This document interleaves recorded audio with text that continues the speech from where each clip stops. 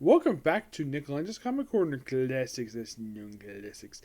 This is episode number 1800 and I want to be sure I get this correct here. 1842, Doubleshot number 1736. Once again, two Daredevil trades. Yep. The first one is something I reviewed 2 episodes prior to this one, and that was the first trade for the series. Here's book 2. We have Daredevil by Bendis and Maleev, the Ultimate Collection, book number 2. This book collects issues 41 to 50 of Daredevil Volume 2, and also it collects issues 56-65. Now, the first arc is known as Low Life. Yeah, first we start with 2 5-parters. Yes, and basically leads into the 5th. Now, the new numbering for these issues are 221 to 230. 400. Excuse me. It's 421 to 430. That's basically the first 10 issues of this book here. Now, Low Life itself, basically,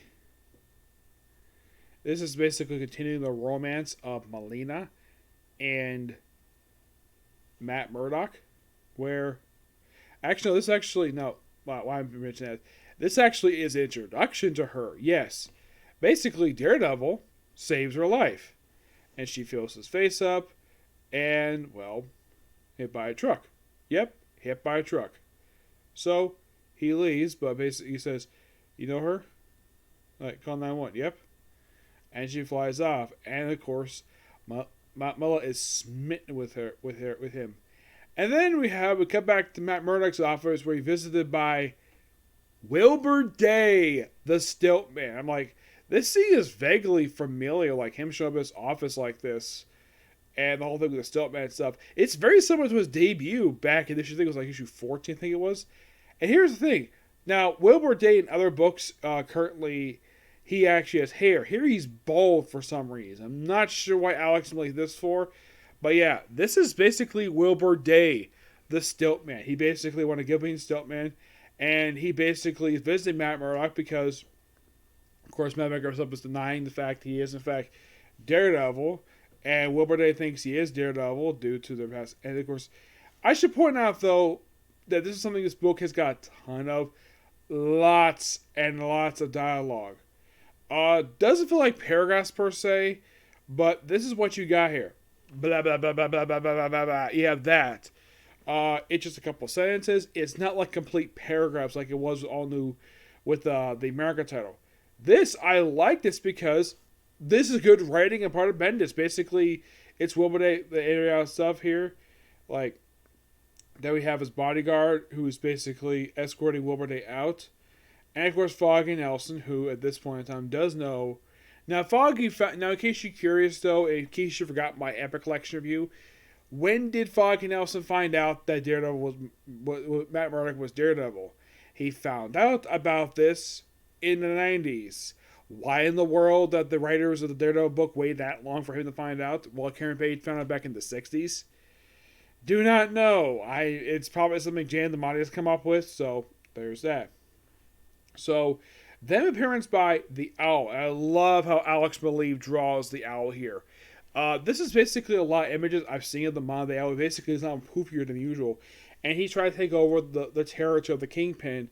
And by the way, they actually, despite the fact he was put on trial, apparently he was let off, supposedly. And he dared up beat a bunch of random guys. Visiting Owl Owsley, and of course him trying to be the Kingpin. At least that's what he's trying to do anyways.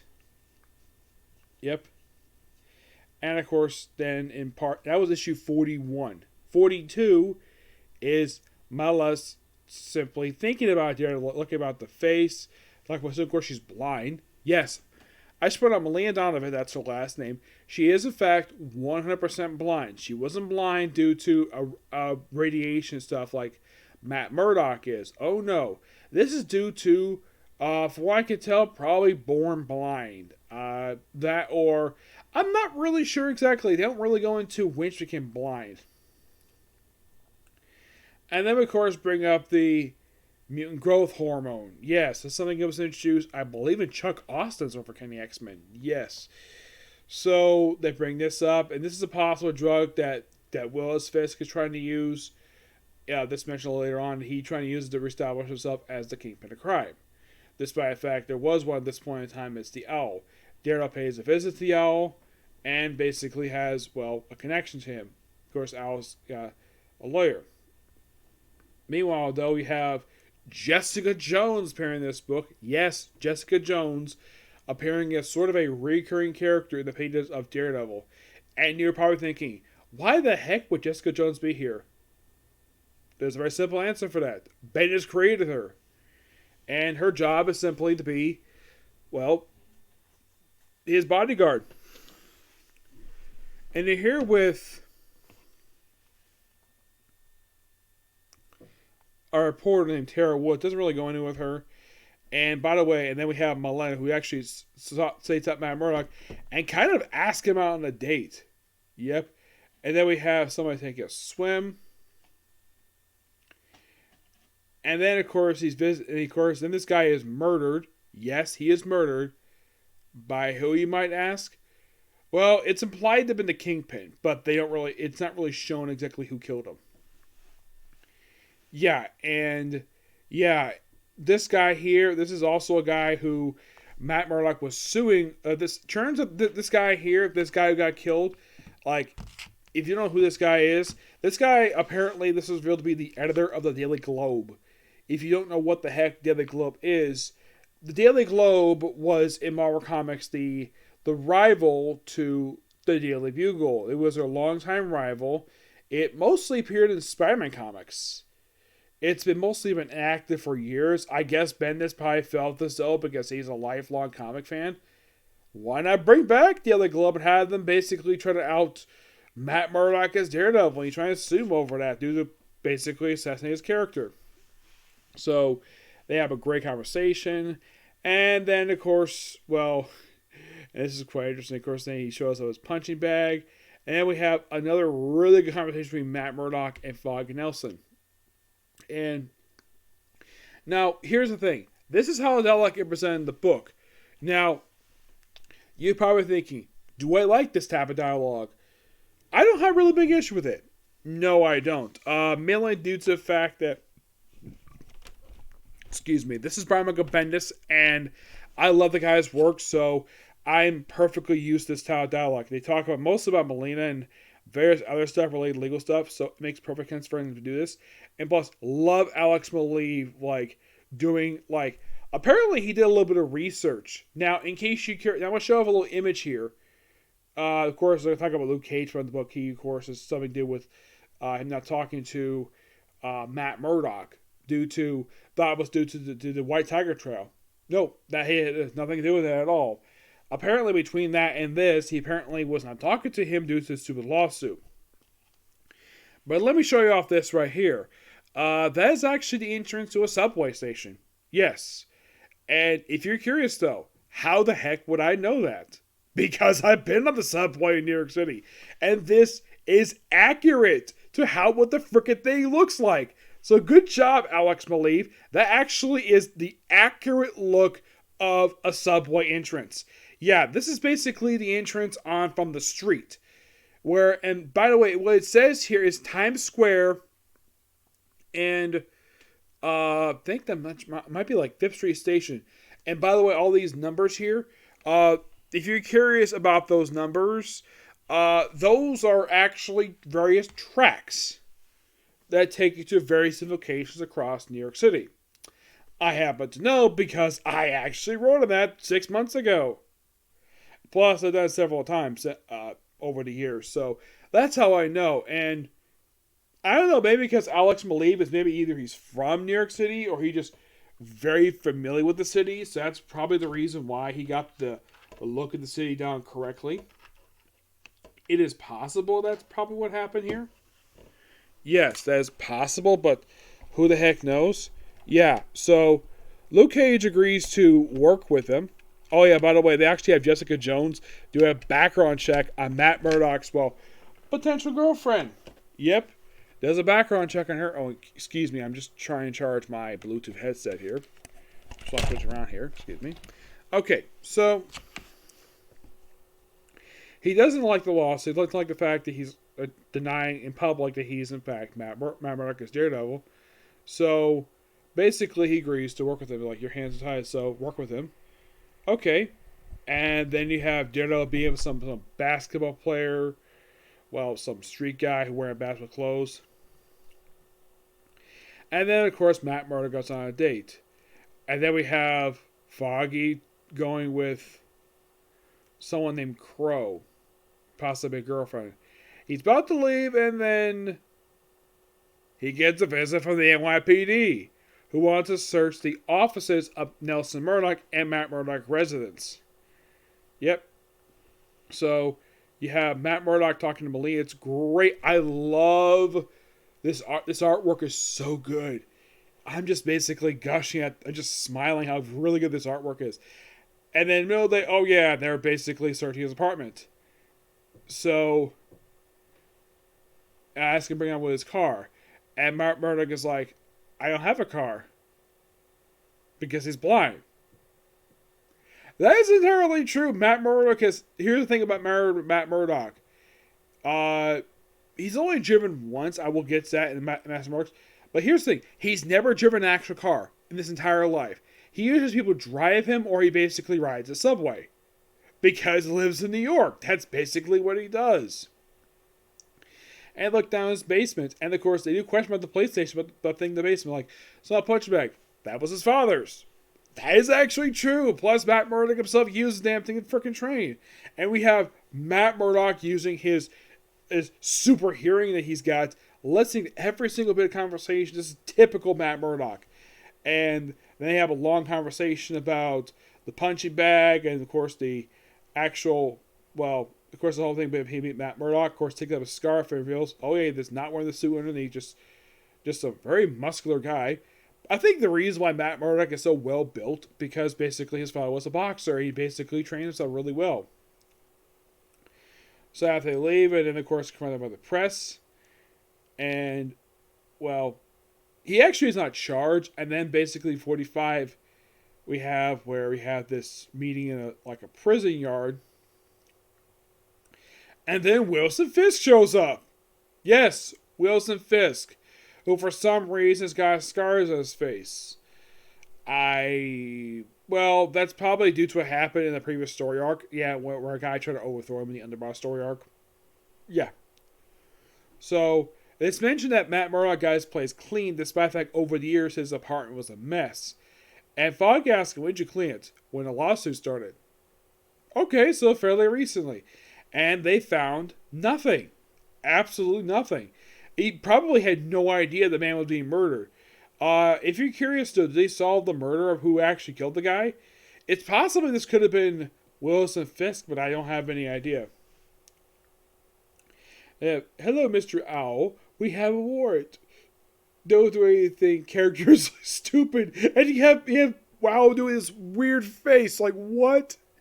He's like, what? It's just so funny. Yes. You gotta love the Owl. One of my favorite characters from Daredevil comics. He's like smiling at this. His lawyers work with him.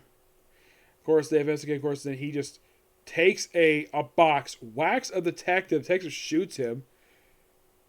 And he flies. Well, he jumps in the air. He used to have a harness allowing him to fly. Well, that wasn't until Dr. Octopus removed him from him.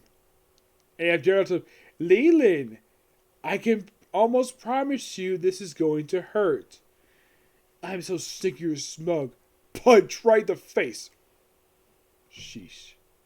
Whack, whack. Beat him up. Yeah, good action sequence between the Owl and Daredevil. Really awesome. All about a freaking box. It's like, I apologize for having investigation. If I wouldn't have, he hadn't.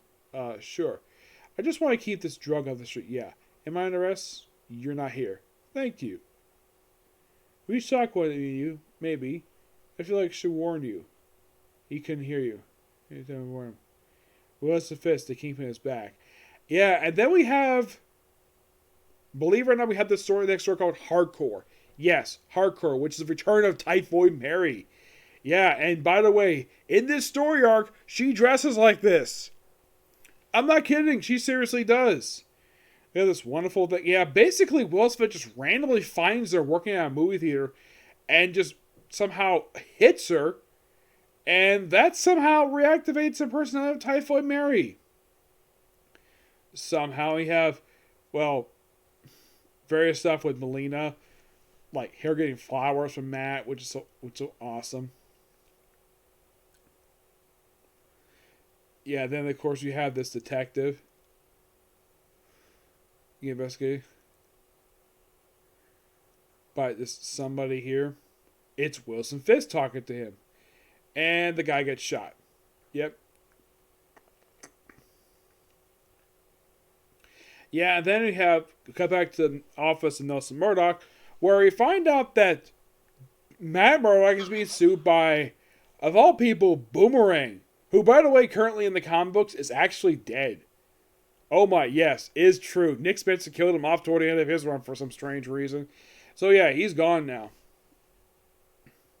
Though these issues came roughly about 20 years ago. So, yeah. So, it's not really going to go anywhere with the lawsuit. And then we have Typhoid Mary show up. And he says, "Hi, Matt. It's me, Mary." Matt, what's going on? What? Hey. Matthew, there's something I mean to tell you for quite some time. Burn.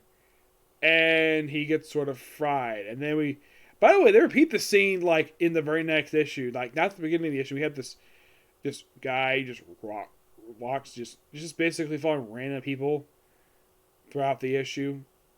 Well, we kind of basically have an explanation of what Typhoid Mary was up to prior to me dealing with Matt Murdock. That's really the whole point of issue 47. Yep. We have stuff with the FBI because Will Smith is involved. We have lots of really good dialogue. Like, oh yeah, hi Matt. Burn. And then we end right where we left off last issue. And then we have 48. We finally pick up. Now this is actually the end of issue 46. So basically, kind of like you have 47 takes place during the events of the previous issue. This one takes place just after 47. Excuse me. And then of course we have something you would never expect ever to happen, but this is Brian Michael Bendis. He would definitely want this to happen. You have Jessica Jones beating the crap out of Typhoid Mary. Yes, Jessica Jones fighting Typhoid Mary. Who would have thought this would ever happen in Daredevil in comic books? Jessica, stay down. And then, of course, she gets into a fight with Luke Cage. And she just tries to stab him. It's like, sprung.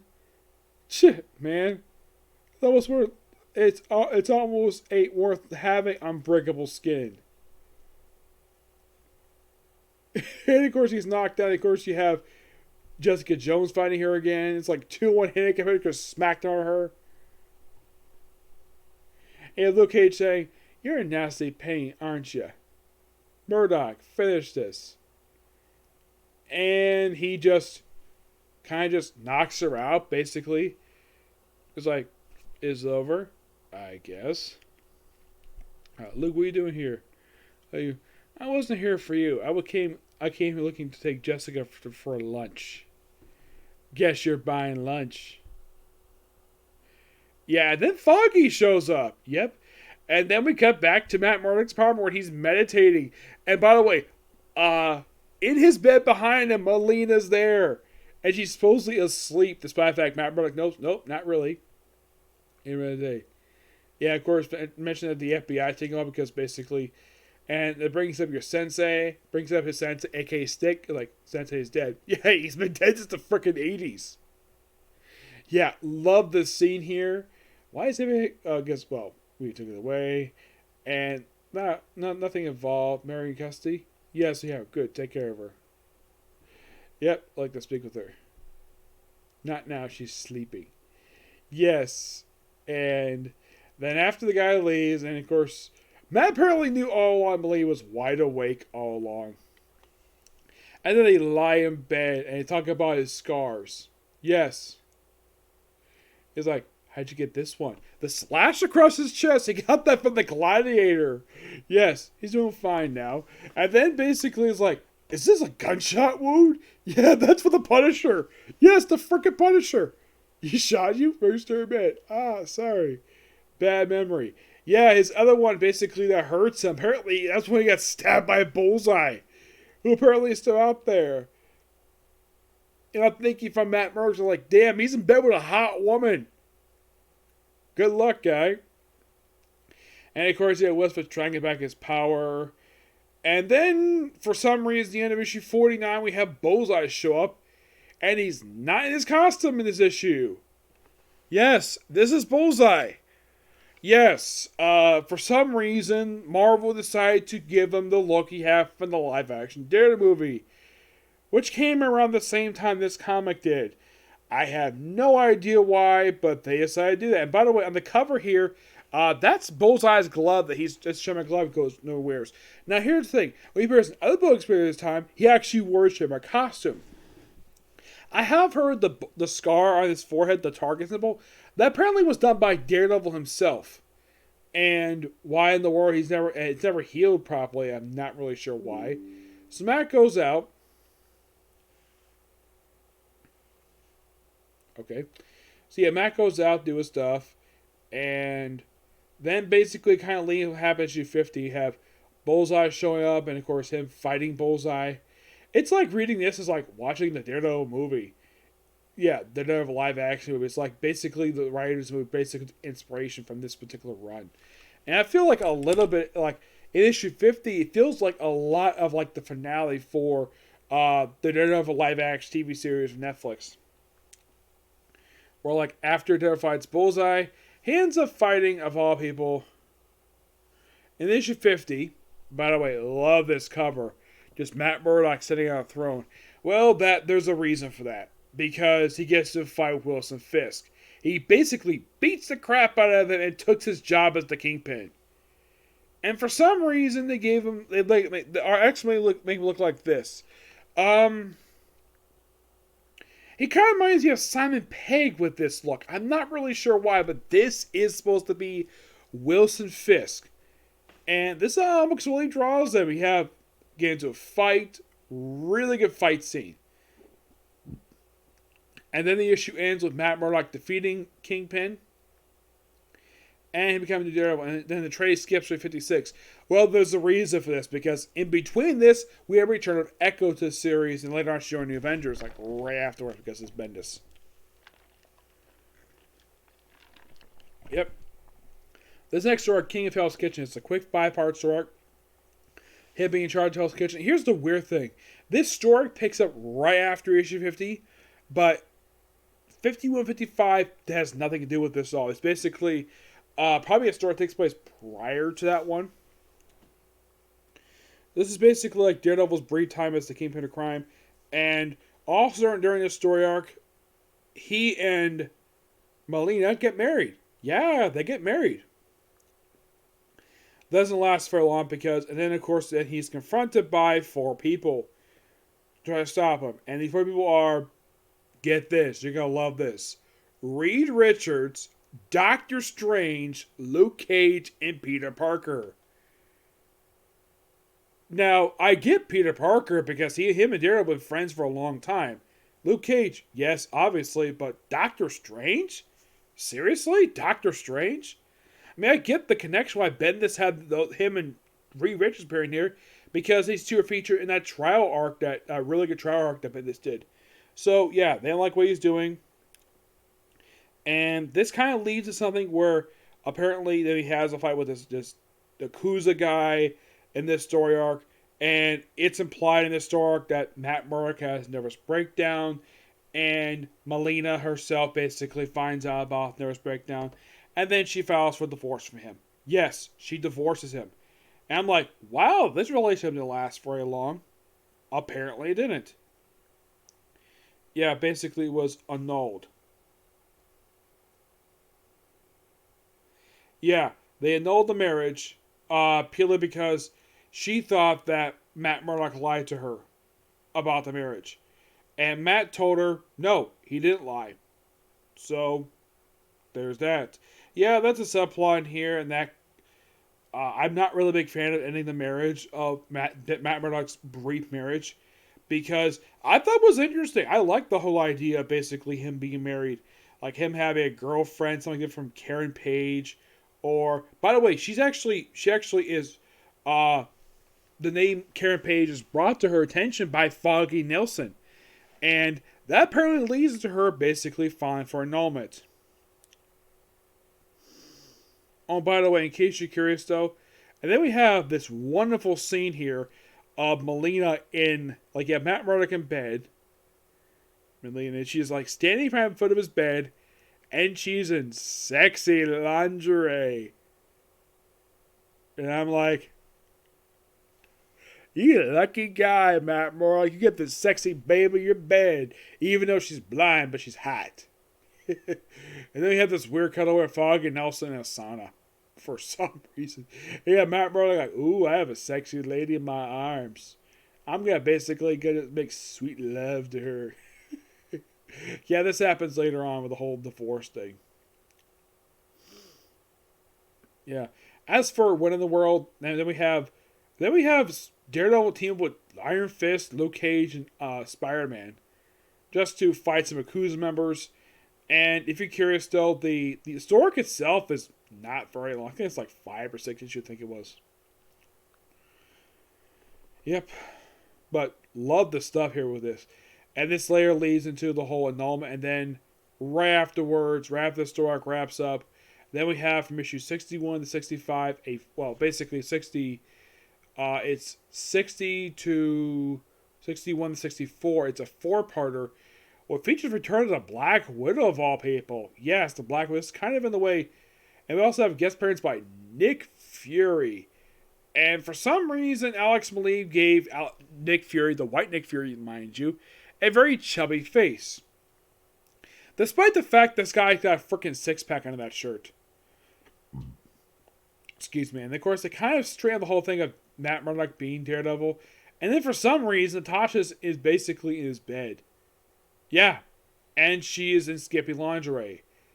And for some reason, she's not drawn like normally she is. Matt Murdock is, drawn how he normally is, but I'm not really sure.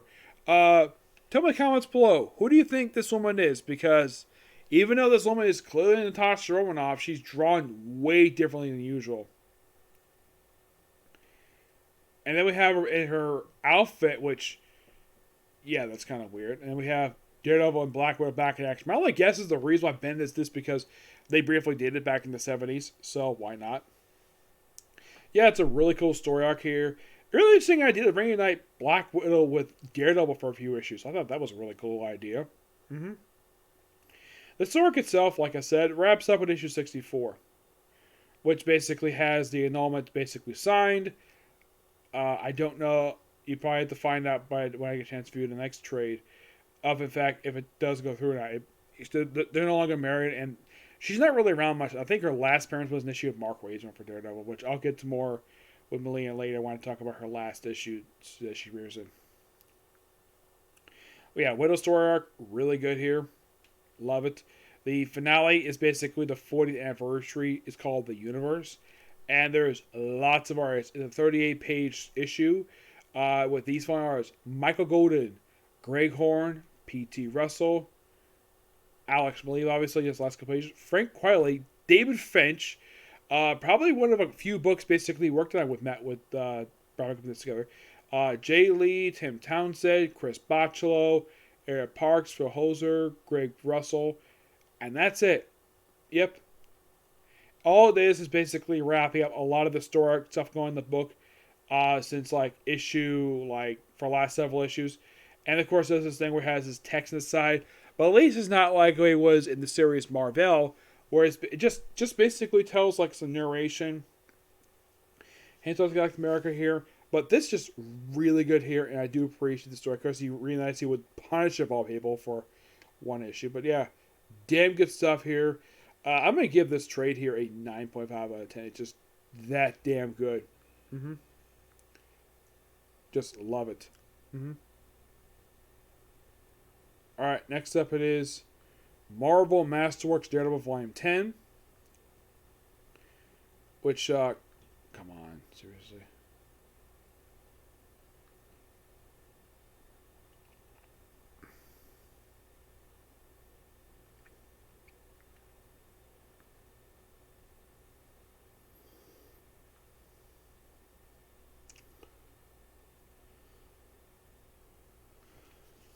Which collects issues 97 to 107. Now, I should point out, though, Jerry Conway is no longer the regular writer of the book. They kind of replaced him with either Steve Gerber or there's like 4 different writers. By the way, this book contains issues 97 to 107 and 111. Yes, you have Steve Gerber, who does issues 97 through 101, along with issues 107, 103 to 107. Basically, he's regular the issues. You have Jerry Conway co-writing the last couple issues of his run, which I think it was 97, 98. Chris Claremont does issue 102. Steve Eckerhart does the Avengers issue. Gene Colan is the artist for 97, 90, and 100. Don Heck does, of course, 97, 103, 106, and the Avengers issue. You have these foreign artists who does issues 99, 100, let's see, 99, 101, 102, 105, 107. It's Sam Kowalski, Rick Butcher, Side Sword, Jim Starlin. Yes, Jim Starlin. And Bob Brown. Yep. Yes. And first couple issues in here, this is basically kind of Jerry Conway passing the reins off to Steve Gerber. For some reason, I'm not really sure why. If I get a chance to meet Jerry Conway, I'm going to ask, like, why did he leave this book after just...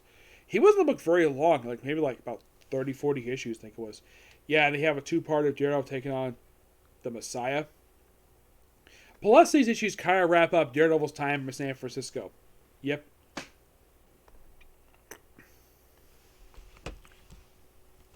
Yeah. And, of course, basically this is just a quick 2-parter.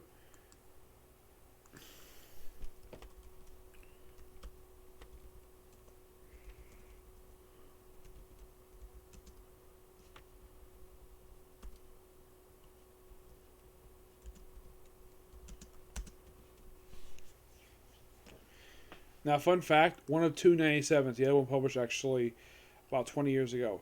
Dark Messiah himself, he would appear for just 4 issues. Yep, 4 issues. He appeared for 97, 98, and 105 to 106, and that was it. Yeah, that was it for the character. Yep. He appears for this quick 2-part appearance, and then appears in another issue. Of course, he has Disciples Doom here. 99, meanwhile, is a crossover with issue Avengers 111. Yeah, this involves this basically after this 2-part story of, basically Daryl come back home and confronting Hawkeye. They get into a fight over the Black Widow. And this leads into Black Widow becoming an Avenger, though it has her still appearing in the title for a brief period of time. It is interesting, though, the story continues in Avengers 111. And when they collect this in the show, in the Essential book, they actually did collect the Daredevil issue, where they collect the previous stuff here. 100 is the debut of a character named Anger the Screamer. Who is Anger the Screamer, you might ask? The best way to describe this guy, he's a 70s hippie who ended up being, get this is just by somebody's sheer coincidence, excuse me. He was, in fact, the very first boyfriend of Songbird. Yes. Melissa Gold, a.k.a. Songbird, originally known as Scream Mimi. Yeah, this guy was her original boyfriend. She's gone through a few different boyfriends over the years. He was his long-running one, and a lot of the time she's dated Abe Jenkins, a.k.a. The Beetle. That known was a boyfriend. She did briefly date Baron Zemo. Yep. And 100 was his debut. And, well, he's here. He's actually here for like a good chunk of issues per se for this run. This might shock you. At one point he died. Yep, at one point he died, but he came back. He's actually a couple times. He died in the issue of Thunderbolts of all things. Yes. Now he actually does appear in the remaining issues of this book here. Where he appears in issues 100, 101, and then 105 and 107. He actually skips 102. So, this guy called Curran Broderick. And he is here. He's been here since like issue 97. He's sort of a semi-recurring character, and he dies in issue 107. Yep. Now, as for 102, that is simply put basically a rematch with the Stiltman. I think this was the first time that, first and probably only time Black Rose fought the Stiltman. His last appearance was back in 1970. Yeah, this appearance here came out roughly 3 years later. Yep, and then we have, starting with 103 to 105, we have sort of a multi-parter. Of course, you have this debut of a guy called Ramrod. Yes, a character named Ramrod. And he's a cyborg, and he didn't appear very much. Nope, he didn't. Like, after this 4-part story arc, mostly, because he appeared 103 and 105 to 107, his appearance was actually in Amazing Spider-Man 221 Hope back in 1981. Yeah, for some reason, they brought the guy back. I do not know why, but they did. Yeah, they also brought in Madame McEvil. You're thinking, who is this? Moondragon. Oh yeah, this is Moondragon.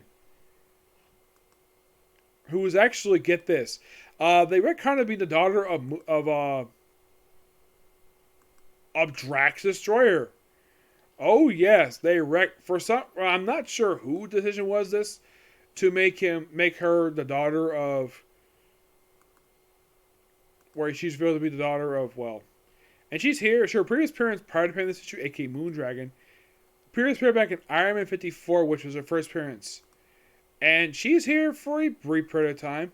It's almost like implied she was supposed to be like a love interest. And then she became Moondragon in issue 105. And she's been almost Moondragon ever since then.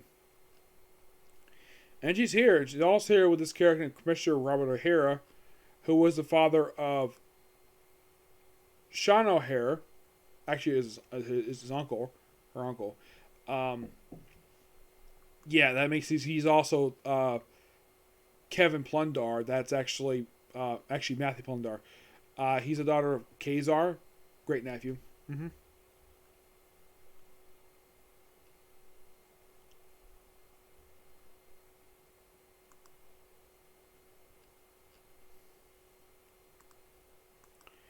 Yeah. Now, in the case of Commissioner Hare, he actually did appear as a recurring character a lot in Daredevil. Like, from issue 87 here, semi-regularly in the book, into issue 113. That was his last appearance to date. Yeah, for some reason, this was the last time he physically appeared. Well, it was a flashback mostly. But that's back in 1974. He has not appeared since then. Nope, not really. There's also this guy named Terax. Yeah, an alien. Who just pops up for a few issues and he gets killed off. It's like he is brought in just to fight Daredevil for some reason. And we have this great story arc here. And then we have Corin Brock and Terax get killed off here. And they have a guest appearance by, of all people, get this, Captain Marvel. Yeah, he guest stars in this story arc here. Yep. And, oh, if you're curious, how long does Steve Gerber himself, the late Steve Gerber, how long does he actually write this comic for? You might ask, since it comes out with 97. He does skip one issue, mind you, yes. Steve Gerber.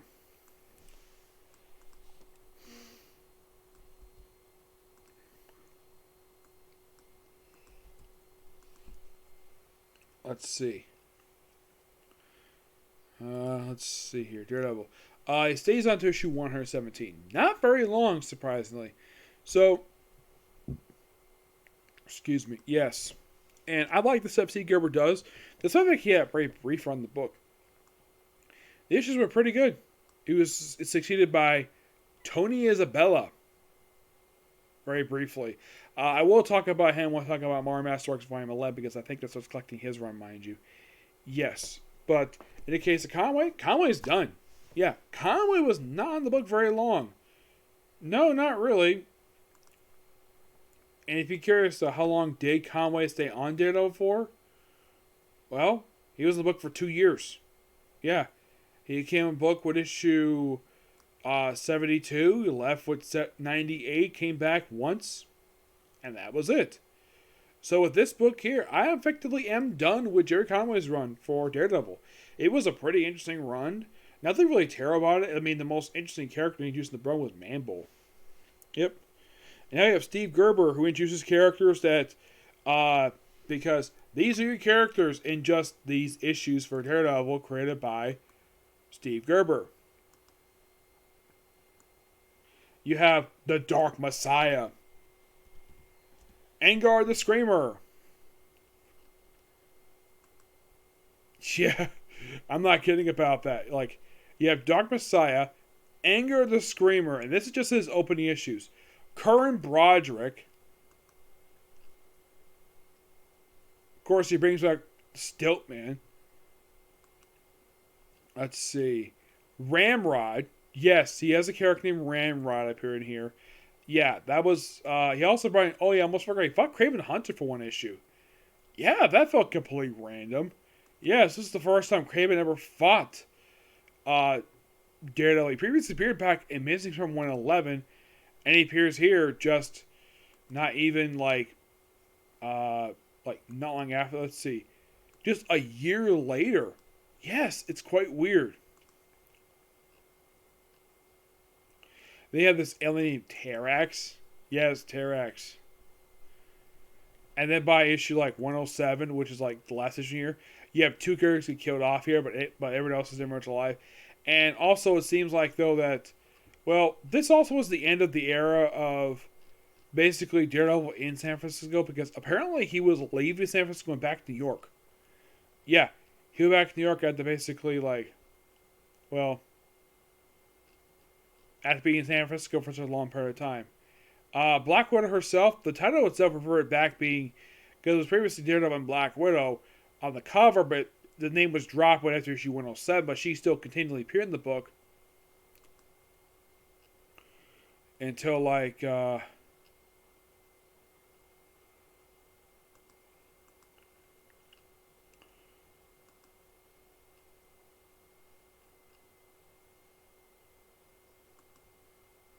see, what was the last appearance in the book?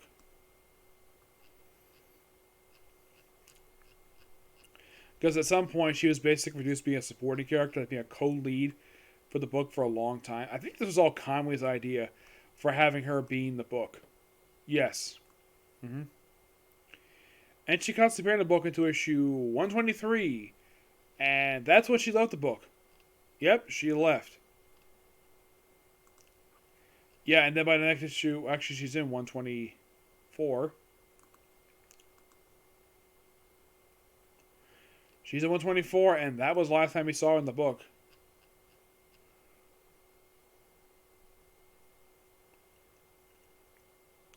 And after that, she has a return to Daredevil 155. I will discuss it later on. Of course, this is during Marvel Simon's book. Yep. But in the case of this book overall, really good. Can't wait to discuss the very next volume for the series, which is it's probably going to wrap up Steve Gerber's very brief run of the book and probably start up maybe Tony Isabello's very brief run. But in the case of Conway stuff, it was good. I'm not getting final thoughts here because I'm still reviewing the book. Yep. So yeah, that's it for Circle View. And that's good videos tonight. So tomorrow, probably another Comic Corner along with the Rising of the Shield Hero. Okay, next video. Bye.